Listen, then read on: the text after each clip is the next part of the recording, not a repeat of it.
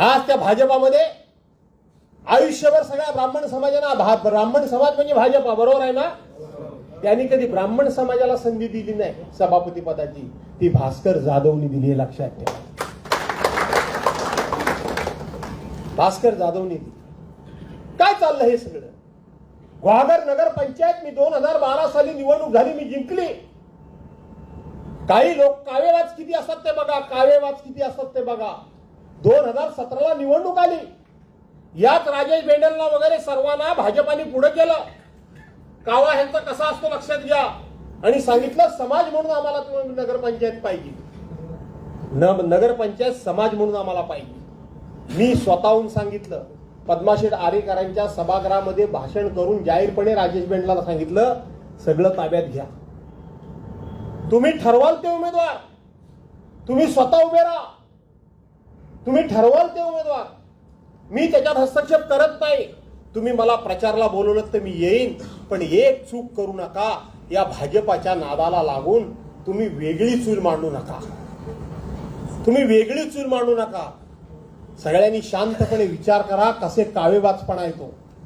2017ला समाजाचा नगराध्यक्ष म्हणून सांगितलं.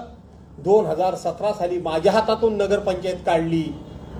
यंदा परवा निवडणूक झाली, समाज हा विषय बाजूला गेला आणि भाजपाचा नगराध्यक्ष झाला. का राजेश बेंडालांनी तिथं आवाज उठवला नाही? का राजेश बेंडालांनी तिथं भूमिका घेतली नाही की गेल्या वेळेला समाज म्हणून दिली होती, या वेळेला पण आम्हाला समाज म्हणून नगरपंचायत पाहिजे? अरे, हे अशा पद्धतीनं षडयंत्र रचणाऱ्या लोकांच्या पासून सावध राहा. मी मागच्या वेळेला याच सभागृहामध्ये सांगितलं होतं की कैलासवासी रामभाऊ बेंडल साहेबांचं नेतृत्व ह्यांनी कसं संपवलं. मी सांगितलं होतं, आठवतं का तुम्हाला? कसे कावेबाज हे लोक आहेत.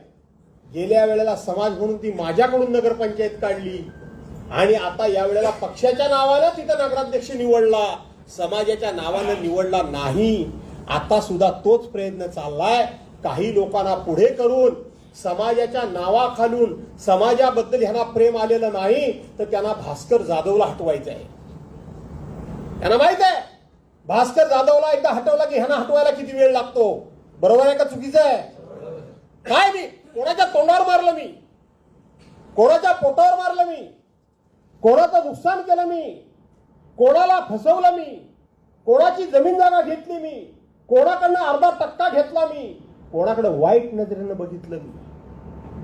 मी का नको? मी का नको? मी कोणाचं नुकसान केलं? मी कोणाच्या उपकारी नाही पडलो? मी कोणाचं काम नाही केलं? मी रात्री मला कोणी फोन केल्यानंतर त्याला आपण मदत नाही केली? अगदी भर रस्त्यात पोलिसाने एखाद्याची मोटरसायकल पकडली तरी तुम्ही मला फोन करता. आरटीओच्या ऑफिसमध्ये गेलात, काय झालं तर मला फोन करता. कोण शिकसूक पडला, हॉस्पिटलमध्ये पाठवायचं असेल तर मला फोन करता. यांना अडचण ही माझी आहे, यांना अडचण माझी आहे. आता सुद्धा पंचायत समिती जिल्हा परिषदेमध्ये काय काय उद्योग झालेत ते बघा. शाणे व्हा, सावध व्हा. मागच्या वेळेला मी त्या समाजाचं नाव सुद्धा घेतलं नाही तरी सुद्धा अख्ख्या राज्यामध्ये माझ्याबद्दल कशी निषेधाचे ठराव होतील याची यांनी व्यवस्था केली. पण मी आज सांगतो की ते मला हटवू शकत नाही, कारण बहुजन समाज माझ्या पाठीमागे 100% उभा. परवाचा शेवटचा प्रयोग झाला. आता कोणतरी म्हटलं की हे विनायक आतोळकरांना भास्कररावांनी माफ केलं, माझ्या विरोधात निवडणूक लढला. कोण म्हणलास तू? आपला हा गांधी कोण नाही माझ्या विरोधात लढले. जे माझ्या विरोधात लढतात ते पुढच्या वेळेला माझे प्रचारक होतात. मी राजकारणातली सभ्यता ठेवलेली आहे. 1995 साली जे माझ्या विरोधात लढले पुढच्या वेळेला ते माझे प्रचारक. 99 साली जे माझ्या विरोधात लढले ते माझे प्रचारक. 2004 साली माझ्या विरोधात लढले ते माझे प्रचारक. 2009 साली मी तुमच्या ग्वादरमध्ये आलो, सुरेश सावंत माझ्या विरोधात लढले, पुढच्या वेळेला माझ्या प्रचाराला ते पुढं. त्याच्यानंतर विजय भोसले, रामदास कदम माझ्या विरोधात लढले ते माझ्या प्रचारला. विजय भोसले लढले ते माझ्या प्रचारला. सहदेव बेटकर लढले ते माझ्या प्रचारला. आता ह्या वेळेला राजू बेंडल लढले ते येतील पुढच्या वेळेला माझ्या प्रचाराला. मी तुम्हाला आत्ताच सांगतो, की त्याने केलेल्या चुका थांबवाव्यात.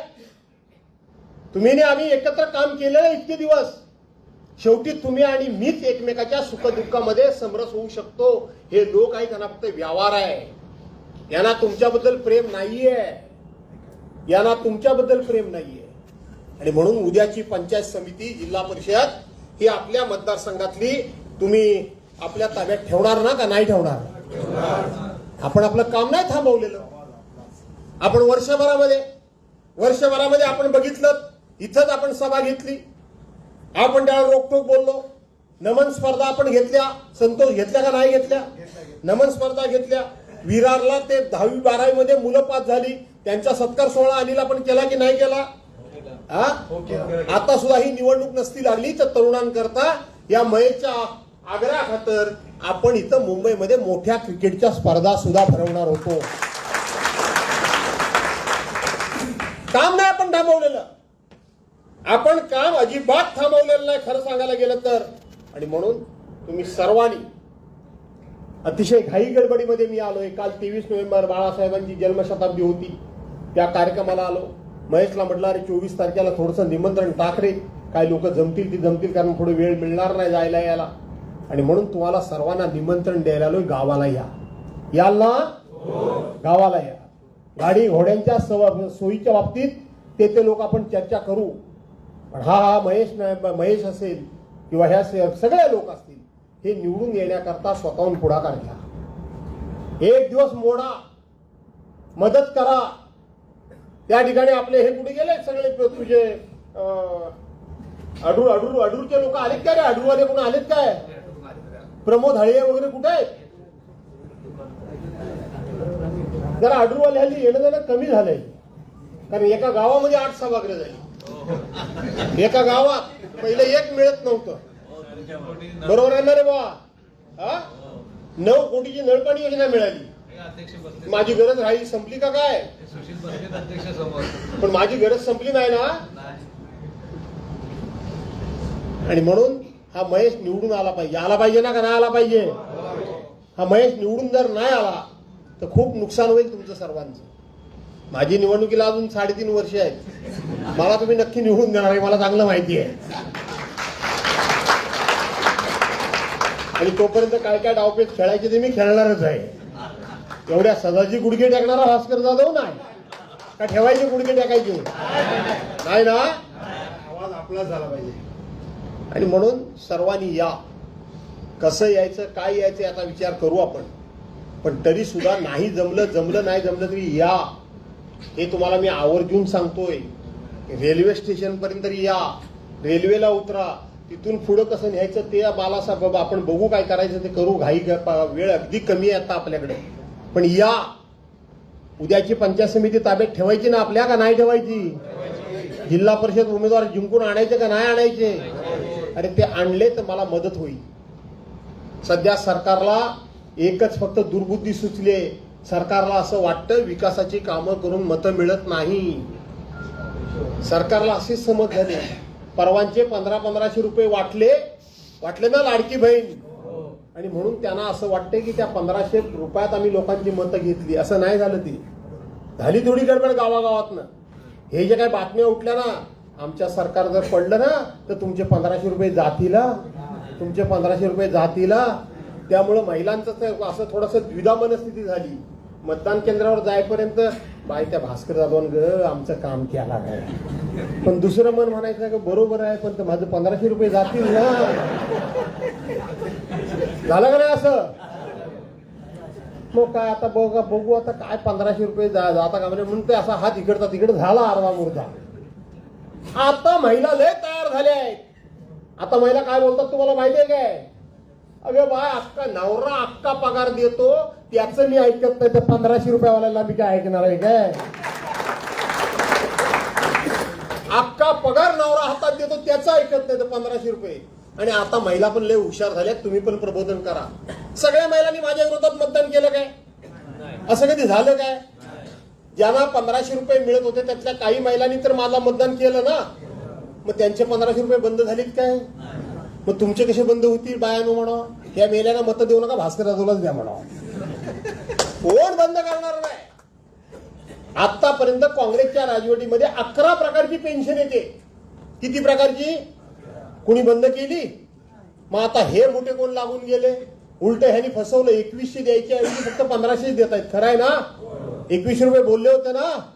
आता काय म्हणतात? योग्य वेळेला देऊ. योग्य वेळेला म्हणजे निवडणुकीला. आणि म्हणून त्यांनाही समजून सांगा, विकास कामं यांनी रोखून धरलेली आहेत. विकासाला 5 पैसे देत नाहीयेत. पण तुमचा आमदार सभागृहामध्ये इतका लढतो, अधिकाऱ्यांना आपल्याकडे विकासाला पैसे नाही म्हणायची हिंमतच होत नाही. हे पण लक्षात घ्या.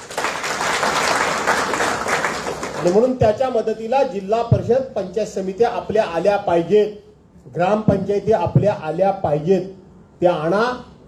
त्या तुम्हीच आणू शकता. मला माहिती आहे ग्वागरवाल्यांचा मला चांगला अनुभव आहे. एक फोन गेला की गावाकडची मंडळी काही परस्पर निर्णय घेत नाही. खरं आहे का खोटं आहे? मला माहिती आहे. मी जेव्हा पहिल्यांदा ग्वागरमध्ये फिरायला लागलो तेव्हा पुरुष सगळे मुंबईमध्ये असायचे, पण मी जायचो तेव्हा सगळ्या महिला झाडून मिटिंगला असायच्या. आमच्या चाकरमान्यांचा फोन आला होता. आता जरा फोन लागत नाही, काय कमी झाले का लागायचे? असं नाही ना काय झालंय? काय? अरे काय ते बोला, फोन लागतात ना का नाही लागायचे? आणि म्हणून जिल्हा परिषद, पंचायत समिती आपल्याला जिंकायचे. त्याच्याकरता सर्वांनी तुम्ही पाठीमागे राहा, अशा प्रकारची विनंती करतो.